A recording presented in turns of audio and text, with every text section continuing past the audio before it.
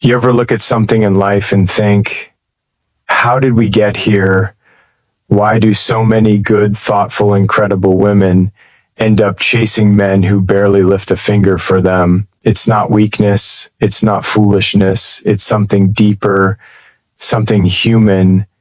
And today I want to walk through that slowly, honestly, and with the hope that by the end, someone listening feels a little less alone and a lot more empowered.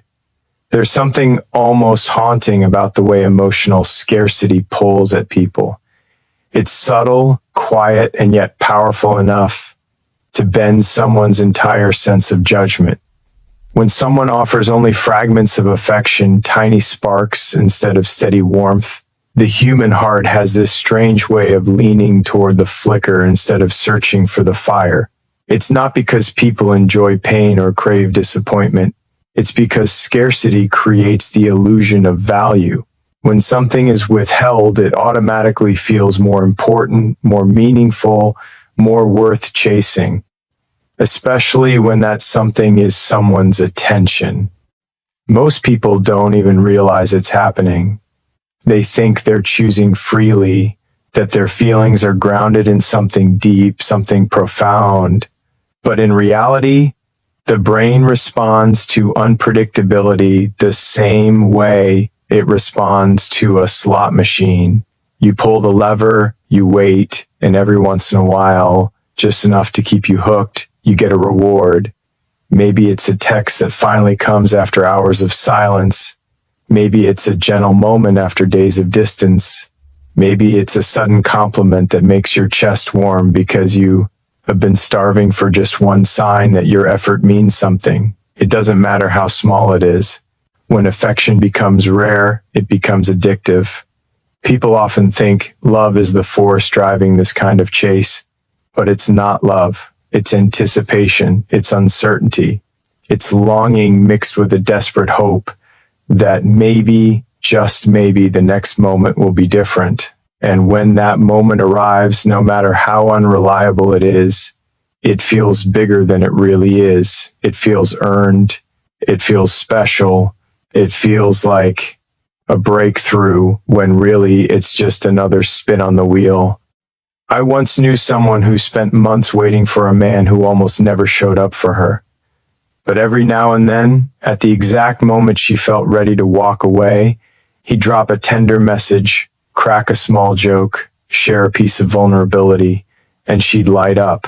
She said those little moments were enough to remind her why she cared. But the truth was harsher. He wasn't giving enough to build a relationship. He was giving just enough to keep her from leaving. And she mistook his crumbs for a feast because she'd been starving for so long. When affection is inconsistent, the body actually releases more dopamine than it would with steady love. Not because the connection is deeper, but because the brain is trying to make sense of unpredictability. It clings to any sign that the emotional drought might end, even when it's just a passing cloud. This is why so many people stay hooked on someone who gives nothing consistently but everything occasionally. The moments of attention hit harder because of their scarcity. And when someone is emotionally starving, they begin to feel grateful for things that should be normal. A reply becomes a gift. A compliment becomes a rare treasure. A moment of closeness becomes confirmation that all the waiting, all the confusion, all the self-doubt was somehow worth it. But that's the danger. Scarcity turns the bare minimum into something that feels extraordinary. And when someone chases a person who gives them so little, they don't just chase the person, they chase the last good moment. They chase the version of him that showed up once and made them believe a deeper connection was possible. They chase the spark, hoping it will eventually become a flame. They convince themselves that one day the emotional drought will end and be replaced by warmth. But that's not how scarcity works. Scarcity isn't a temporary phase. It's a pattern, and patterns don't shift because someone hopes hard enough. There's another layer here, something quieter, but just as powerful. When someone receives affection inconsistently, they start trying harder to earn it. They become more patient, more forgiving, more accommodating, not because they should be, but because they feel responsible for the lack of love.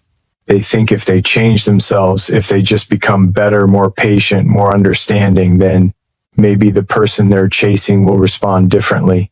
Scarcity distorts reality. It makes people believe they have to earn what should be freely given. But genuine connection doesn't feel like that. Real affection isn't rationed like water in a drought. Real interest doesn't vanish for days and return only when it's convenient. Love, healthy love, isn't built on unpredictability. It's built on presence, on consistency, on effort that doesn't require begging. And yet the pull of emotional scarcity is so strong because it hits the deepest parts of the human experience. Everyone wants to be chosen.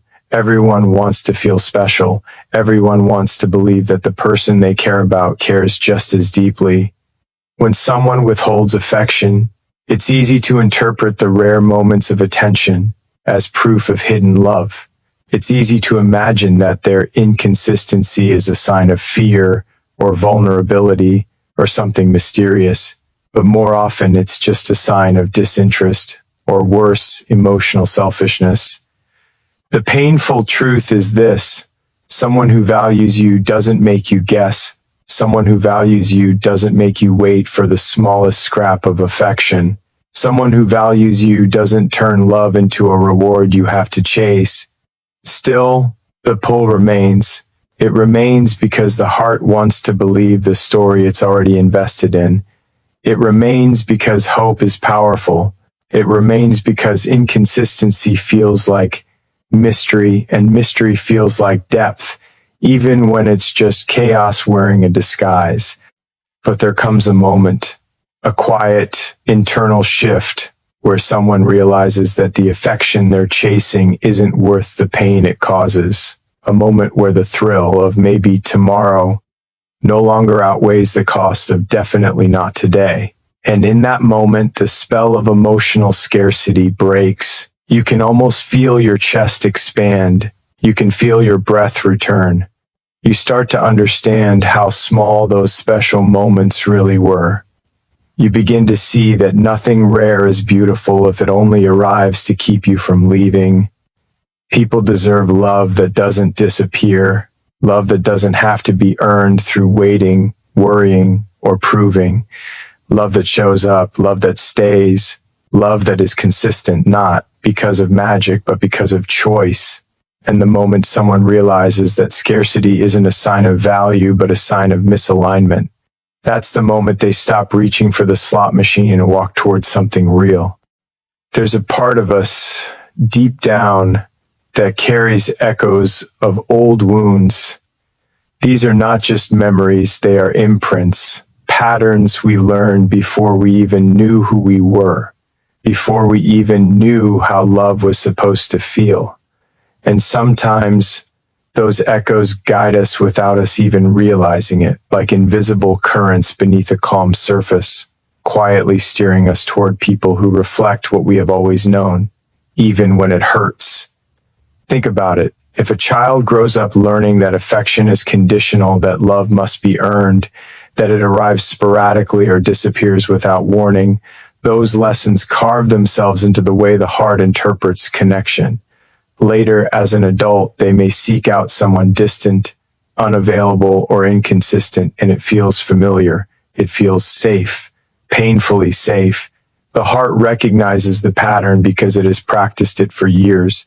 And so, even when the rational mind sees the mismatch, the emotional mind whispers, "This is what you know. This is normal. This is home." There was a woman I once knew who spent years in relationships where she was always chasing someone who couldn't fully be there. She would give everything, and he would give little. She didn't see the truth at first. She was drawn to him because he mirrored the absence she had learned to accept in childhood. Her longing was not just for him, it was for a version of herself she had left behind, a little girl still hoping that love could be earned with effort and patience. Every time he pulled away, every time he offered just enough attention to keep her hanging on, she felt the old familiar ache. She mistook it for love, but it was memory. It was history repeating itself. It's important to understand that this isn't conscious. Most people aren't aware that the choices they make in love are influenced by past wounds. It isn't about weakness or foolishness. It's about how profoundly we are shaped by our early experiences. The echoes of old wounds operate quietly, like a shadow in a room that only becomes visible when we shine a light on it. The moment we see it, we begin to understand why we were drawn to people who didn't treat us with the care we deserved. Old wounds create a kind of magnetism toward familiar pain. A person who was rarely validated as a child may find themselves drawn to someone emotionally unavailable. A person who experienced abandonment may unconsciously choose partners who are inconsistent or distant. It's as if the heart is saying, I know how to navigate this. I know how to survive this. I know how to love despite it. But survival is not the same as thriving, and loving despite it is not the same as being loved fully in return. One of the hardest lessons is realizing that the patterns we carry are not a reflection of who we are today. They are echoes of the past. They do not define our worth, and they do not define what we deserve. But until we confront them, they will keep pulling us toward the very people who replicate old pain. And here's the irony. We chase these patterns because we hope they will be different this time. We hope that if we do things better, if we love harder, if we try longer, we can rewrite history. We can give the little girl or little boy inside us the love they missed. But no amount of effort will make someone who is incapable of consistent care suddenly capable. No amount of hope can change a pattern that has nothing to do with us and everything to do with history repeating itself.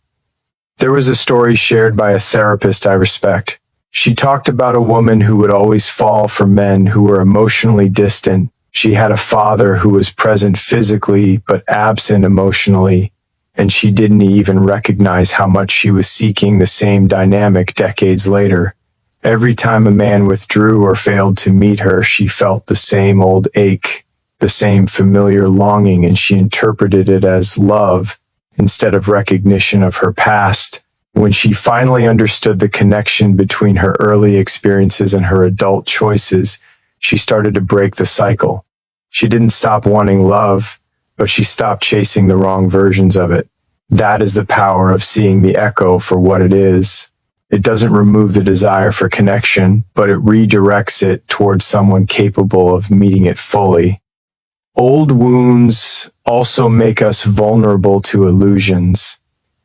They make us believe that inconsistency is charm, that unavailability is depth, that coldness is a test of our worth. A person with unhealed wounds can be hypnotized by these patterns because they feel familiar, even seductive. The truth is, patterns that feel familiar are often the patterns that hurt us the most. The emotional mind confuses repetition with meaning, and so we keep chasing people who cannot reciprocate in ways that honor our hearts. Recognizing these echoes requires courage. It means sitting with the discomfort, facing the memories we may have buried, and asking ourselves, why am I drawn to this? What am I hoping to recreate? What am I trying to fix or heal through someone else? The answers are not always pleasant, but they are necessary, because understanding the influence of old wounds is the first step toward freedom, the first step toward choosing someone who meets us, rather than someone who reminds us of what we have always endured. One remarkable thing about human beings is our capacity to rewrite our own story. The echoes of old wounds do not have to define our future. We can learn to recognize the patterns, to see them without shame, and to choose differently. It requires patience, self-compassion, and clarity. It requires standing in our own presence long enough to understand that our worth is not dependent on recreating old pain, that our love is not validated by chasing someone who cannot honor it. I've seen it happen. People who have carried years of disappointment suddenly pause and see the invisible chains that bound them to familiar hurt. They stop apologizing for needing consistency. They stop bending themselves to fit someone else's inattention. They start seeking people who reflect the love they themselves know is possible. And in that shift, everything changes. Relationships become less about survival and more about flourishing. Choices become less about hope in the face of absence and more about clarity in the presence of authenticity. The echo of old wounds is persistent. It whispers in moments of doubt. It surfaces in late night reflections. It masquerades as longing and familiarity. But with awareness, it can lose its power. It can transform from a silent driver of poor choices into a guide, showing us where healing is needed, where boundaries are required, where self-love must grow. And in that transformation, there is freedom, there is clarity, there is the possibility of a connection that feels effortless, nourishing, and fully reciprocal. Understanding these echoes does not make the pain vanish instantly. Healing is a journey, and old wounds leave scars that need care and attention. But recognizing the patterns, naming them, seeing them without judgment, allows someone to step off the track they've been running on for years and walk towards something healthier. It allows someone to stop chasing the wrong person and start finding the right one. It allows someone to give themselves permission to receive rather than only to give. We often think that love is something we pursue, but sometimes love is something we meet when we finally stop running from the echoes of our past. The patterns we inherited are not chains, they are signals. They point to what has been unhealed and what needs attention. They remind us that before we can fully connect with another, we must connect with ourselves. We must understand our own history, acknowledge the echoes of old wounds, and choose to act consciously rather than reactively. It is in this space between understanding the past and choosing the present that true transformation happens. We begin to see that the people we once chased were never meant to stay. We begin to understand that patterns of pain are not proof of unworthiness, but proof of unhealed history. And slowly, steadily, we create space for love that is present, consistent, and real. We stop chasing what hurts and start moving toward what heals. The echoes of old wounds will always be there. They are a part of the human story, but they do not have to dictate the narrative. With awareness, patience, and courage, someone can learn to follow a different path, a path where the people they love reflect the care they give, where their efforts are matched, where affection is steady, and where longing is replaced by fulfillment. It is not an easy journey. It is not instant, but it is possible. And once someone takes that step, once someone sees the pattern and chooses differently, everything changes. There's a quiet, almost sacred hope that lives inside people, the hope that love can transform someone. It's not arrogant, it's not naive, it's human. There's this longing, a deep wish that if you give enough of yourself, if you love someone hard enough, they will become who you need them to be. Many women carry this hope quietly, tenderly, like a fragile flame they're afraid to let go of, even when the wind keeps blowing. And in that hope, there is both power and danger, because the desire to be the one who changes someone is rooted in belief. It's the belief that love is not only healing, but also shaping. It's the belief that your heart can reach places someone else's cannot. I've seen it countless times. Women meet men who are closed off, withdrawn, or uncertain. They see potential. They see glimpses of something that is not fully realized. Maybe he smiles differently when he's with her. Maybe his walls crack in her presence. Maybe he shares just enough of himself to make her feel like there's more beneath the surface. And she thinks, if I love him enough, he will open fully. If I care enough, he will see me. If I wait long enough, he will become the man I imagine he could be. It starts quietly, almost invisibly, but over time, it grows into an all-consuming devotion to possibility rather than presence. It's a noble instinct to want to help someone grow, but there's a shadow in it. Sometimes the desire to change someone is a mirror reflecting our own fears and unmet needs. We may unconsciously choose people who are unavailable or flawed because it allows us to feel important, needed, necessary. If he needs me to change him, then my worth becomes measurable. My love becomes a tool for survival and validation.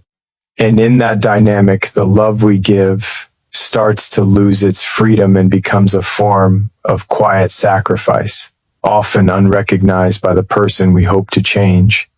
There's a story I remember about a woman who had always been drawn to men who were emotionally unavailable. She told herself she could love them into presence. She could see the man she imagined hiding beneath the walls. For years she stayed, hoping, believing, waiting. And for a while it worked. Sometimes he opened a little. Sometimes there were moments of tenderness that seemed miraculous. But those moments were rare, and the gaps were vast. And in those gaps her self-worth began to shrink, compressed by the constant effort of trying to create something that wasn't freely given. She thought she was building love. She was building hope on an unstable foundation. It's important to see that wanting to change someone isn't inherently wrong. It is part of human nature to wish for growth and transformation, not just in ourselves, but in others. We hope that people can evolve, that they can become better versions of themselves, that love can illuminate corners of their hearts they have kept in shadow. But transformation, real transformation, cannot be forced. It cannot be purchased with patience or effort or devotion. Change comes from within, and it comes when someone chooses it for themselves, not when someone else hopes for it, waits for it, or sacrifices for it. And yet, so many hearts are drawn to this idea of being the catalyst, the one who breaks through barriers, the one who finally brings light to someone else's darkness. They mistake resistance for depth, absence for mystery, indifference for potential. They tell themselves that if they love harder, if they care longer, if they remain patient and forgiving, the person will finally recognize their worth, finally mirror the love that has been poured into them. And the danger is that in doing so, they stop seeing themselves clearly. They stop measuring the cost to their own heart. They stop asking the question, am I loving a person or am I loving an idea?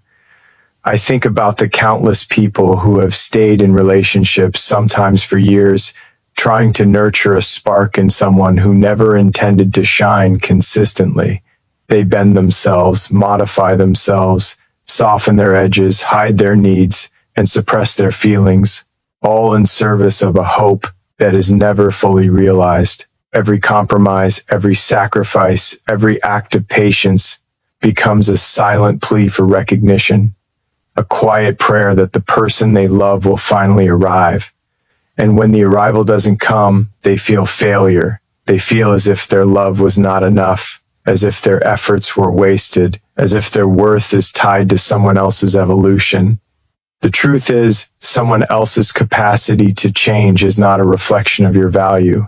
It is not a reflection of your devotion, your kindness, your patience, or your love. The desire to be the one who changes someone is often a manifestation of our own longing to be needed, to be seen, to matter. But it is a dangerous longing because it places the responsibility for our happiness outside of ourselves. It says, if he becomes better, then I will be fulfilled.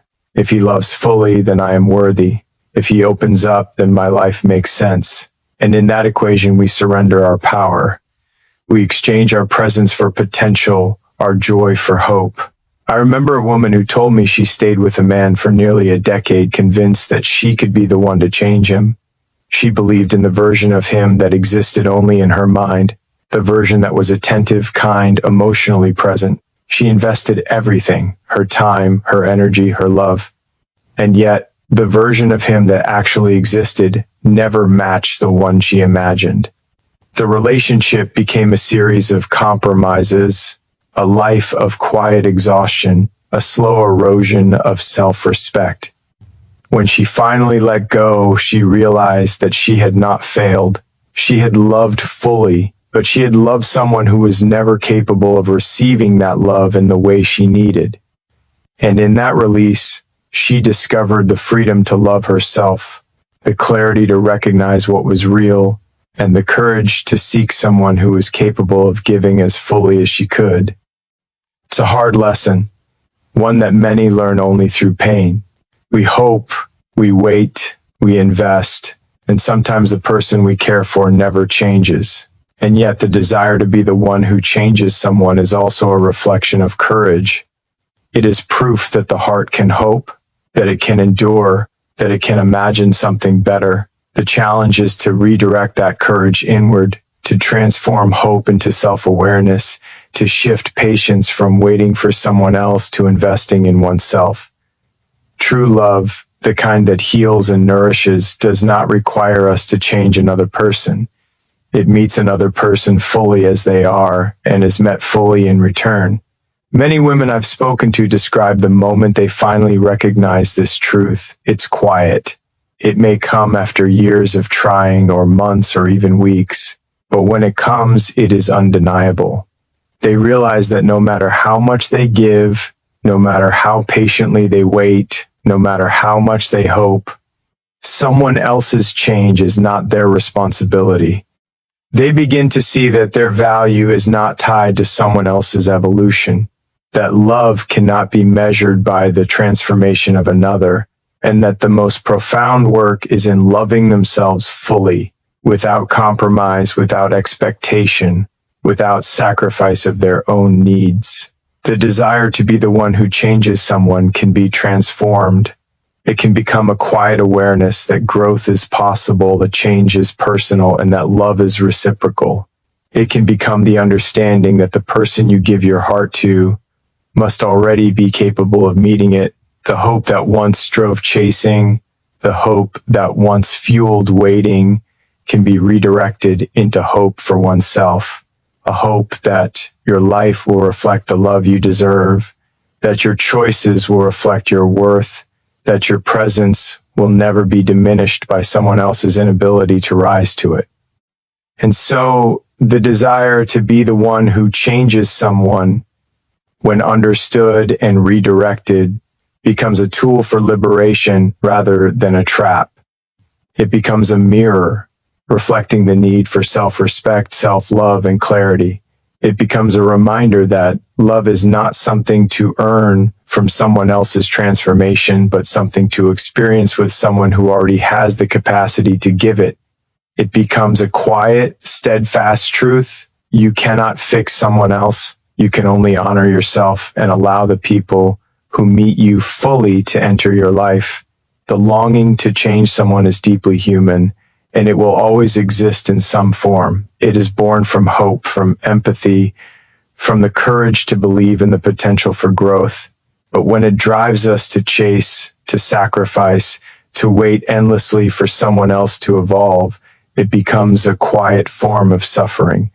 Recognizing this, feeling it, seeing it clearly, and acting consciously, this is where freedom begins. This is where a woman steps out of the shadow of someone else's potential and into the light of her own presence.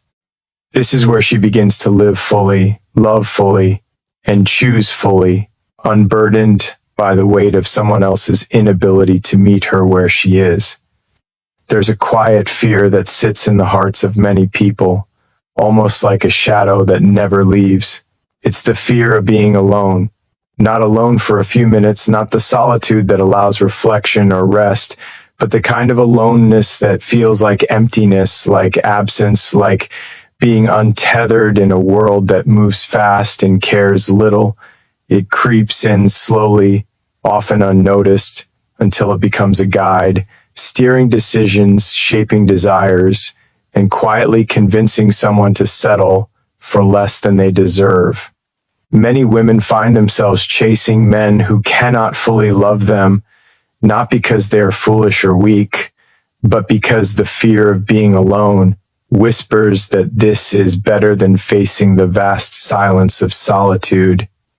Loneliness is powerful. It has a weight, a gravity that can make someone tolerate what they should not. It can make them bend, compromise, and stay in situations that drain them. The fear of being alone tells a story. If you leave, you may never find anyone. If you wait for better, you may be empty. If you don't accept this now, you may be nothing. And in the quiet of that inner voice, the heart begins to believe the lie. The heart begins to chase what is available rather than what is worthy. It begins to pursue someone who cannot give them what they need because the alternative, the unknown of being alone, feels unbearable. I think about the women I've met who have stayed in relationships where affection is scarce, where respect is inconsistent, where effort is minimal. They stay because they are afraid that if they let go, they will be left with nothing but their own thoughts, afraid that they will be rejected by the world, afraid that solitude will expose them to a truth they have long hidden, that they deserve better, and they are capable of more than they are giving themselves credit for. This fear is not small. It is a force. It is primal. It is human. And it drives behavior that often contradicts logic, self-worth, and intuition. There's a story I remember about a woman who spent years with a man who never fully showed up. He was inconsistent, sometimes distant, often dismissive. And yet, she stayed. She told herself it was better than being alone.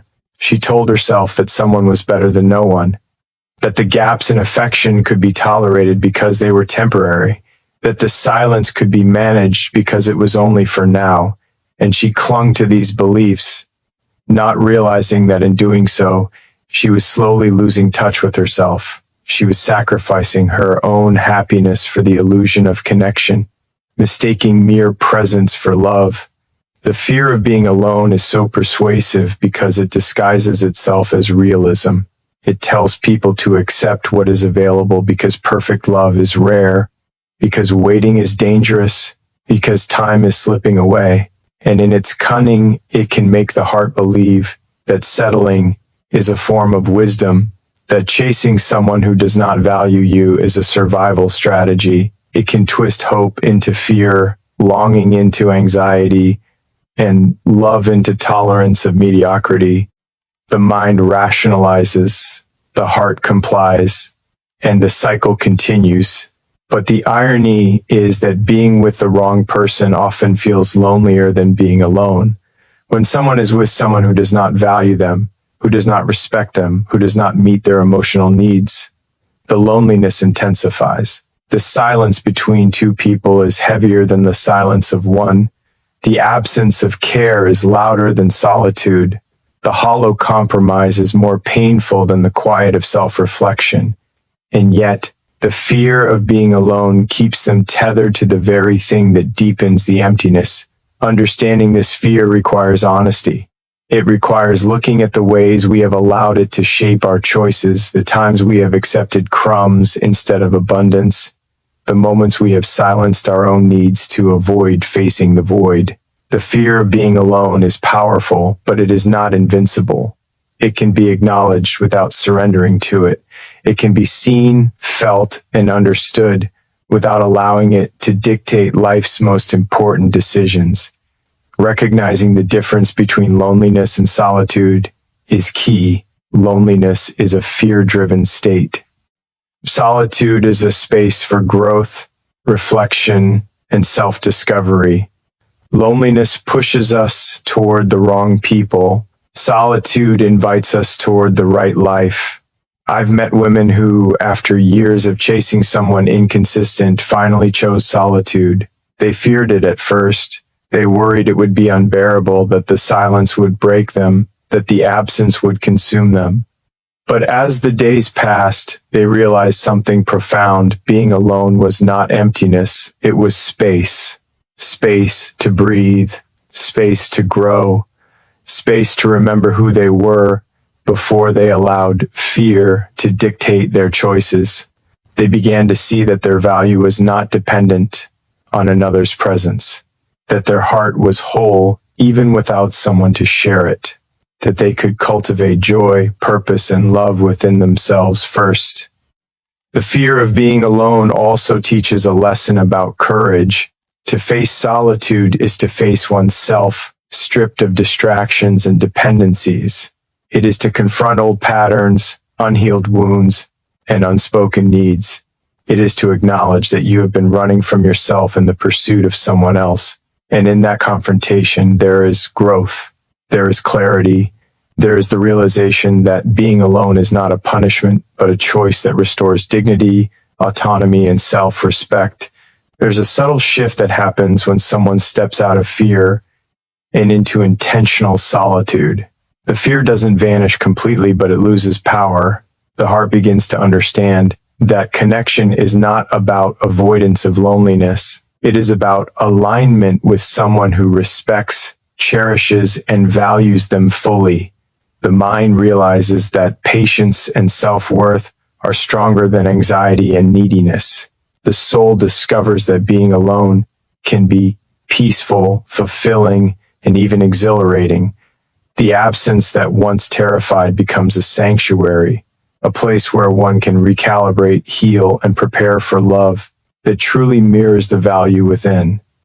It's also important to recognize that the fear of being alone often intersects with cultural and societal pressures. There's a narrative that being single is failure, that love must be found by a certain age, that companionship is the ultimate marker of worth.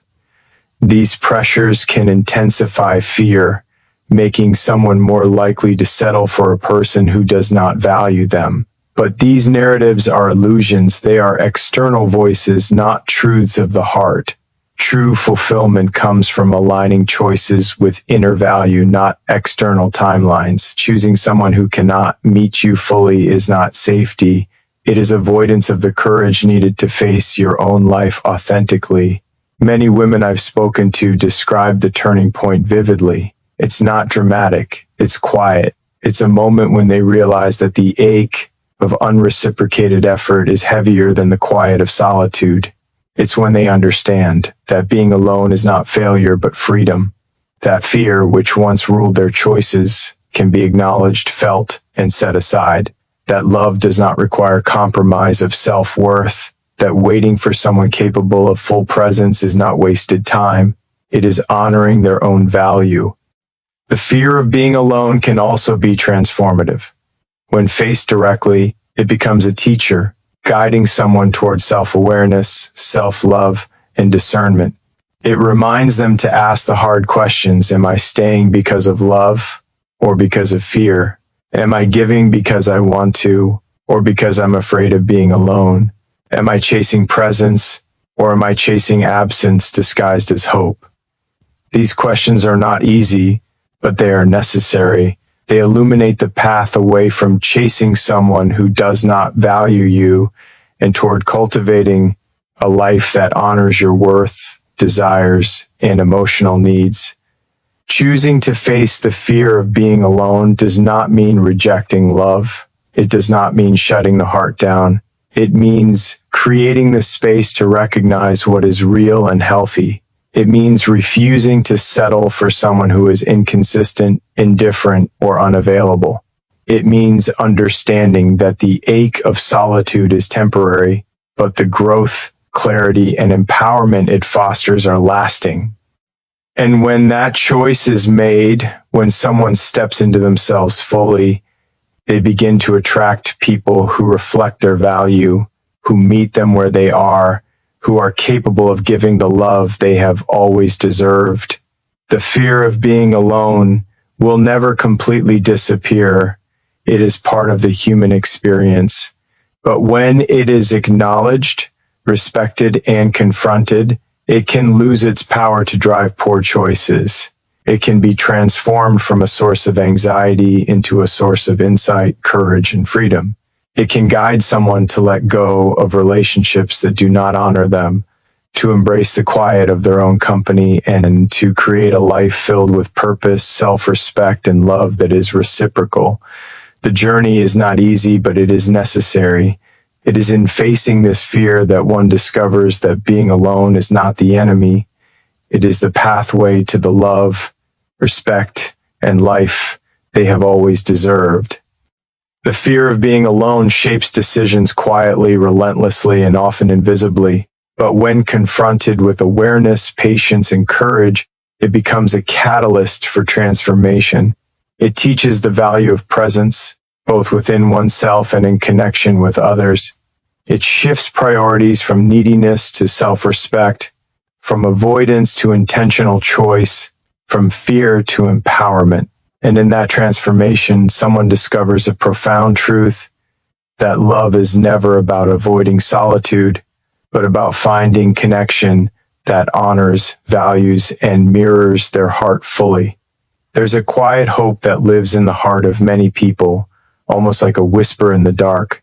It's the hope that the love they give, the care they pour, the patience they show will eventually be returned. It's subtle, persistent, and it often carries someone through days when it feels like their efforts are invisible. And yet, that hope, as beautiful as it is, can also become a trap. It can make someone stay in a space where their heart is not fully met, where their affection is only occasionally acknowledged, and where their value is reflected back inconsistently. I've seen it so many times. A woman invests deeply in someone who doesn't fully see her worth.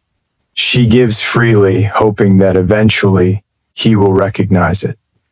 She believes that if she waits long enough, if she loves long enough, if she sacrifices long enough, the scales will balance and the love she has offered will finally come back to her in full.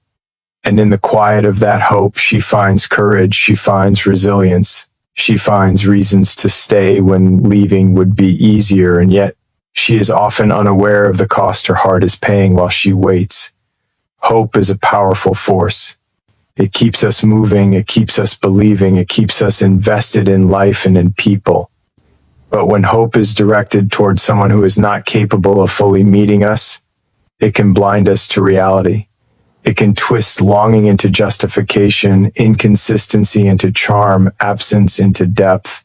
We begin to tell ourselves stories he just hasn't realized yet. He's not ready. He's hiding something good inside that will come out eventually. And in those stories, the heart clings, thinking that what it wants is worth waiting for, even when the reality in front of us tells a different story. There was a woman I knew who waited years for a man to show her what she had already given herself in abundance. She would recall the moments when he seemed present, the first few texts, the rare smiles, the fleeting compliments, and she clung to those fragments as proof that eventually the love she gave would return. But the truth was harsher.